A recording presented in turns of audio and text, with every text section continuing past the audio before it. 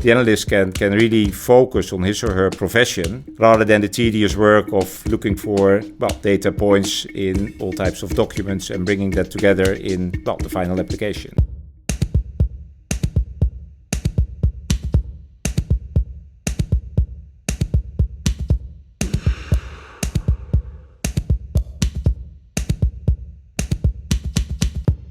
So in terms of challenges, what are the biggest challenges in your mind that are being overlooked by CIOs today?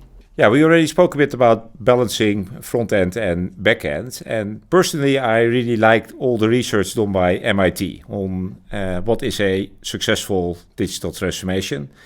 And they also, tap a bit into this area where, on the one hand, as a CIO, it's tempting to say, let's get a proper backend in place, and from there on, then I will ultimately be able to get to the perfect customer experience, which theoretically, you could argue is the best way to start. The only drawback of that approach is that it takes very long. So MIT has this nice saying that, CIOs who typically do this get stuck in a digital desert, and they might get fired somewhere along the way. On the other hand, sometimes that's good because there's no foundation you can leverage off, and it's the only way to do it.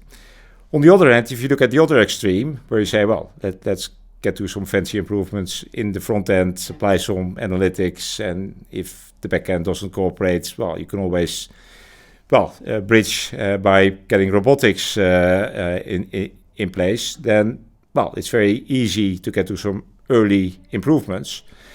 But it doesn't scale very well. And these MIT researchers call this getting addicted on a cocaine trail, which is equally dangerous. So you need to somehow balance those two approaches a bit. Front-end improvements, but equally important, work on a scalable back-end so that this nicely comes together into a multi-year plan to truly make a step change on your customer experience, but also ensure that it scales.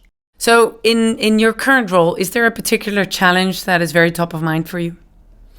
Well, we have many challenges as a global bank, and obviously digital remains one of them. We're in our retail business line. We're known to be digital. In wholesale, we still have room to catch up to that level of maturity.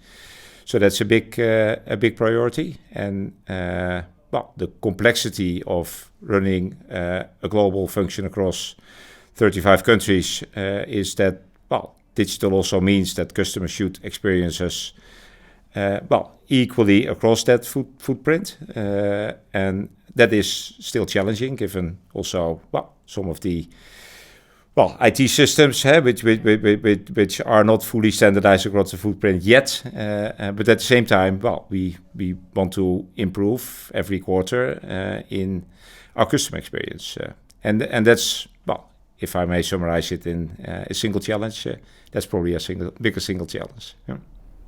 And then we add on to all of this AI. How is that affecting your industry? Yeah, AI that's it's an immense opportunity for the financial industry in general. We obviously sit on massive sets of data, which also gives a lot of responsibilities towards our customers to protect their data at the same level as we protect their funds and their money they trust to us. And in the current age where AI is also expanding into Gen AI, it's still a bit of an uncharted territory how that opportunity can be captured, and how we can truly get to a better customer experience. For example, in a more personalized customer experience, which is a big theme for us. Obviously, that data allows us to further improve customer experience, but also in the core of banking. Let's take credit decisioning. In the wholesale business line, each and every application is still being reviewed by a credit analyst. And for the bigger application, that will remain to be the case. But for smaller tickets, low risk applications, we can obviously think more and more of how analytics can take over that process, because machine learning can do a lot already. On the other hand, in the majority of the cases, there still will be a credit analyst looking at those cases. But to a large extent, if you look at the work of that credit analyst, it's going through previous applications, it's going through the annual reports of these clients.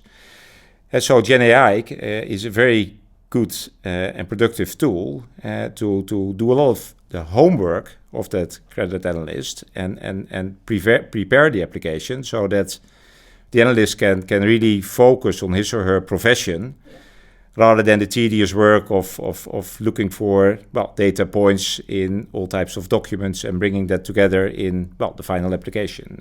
Very good. So that's what I see as a very interesting use case specifically for the financial industry.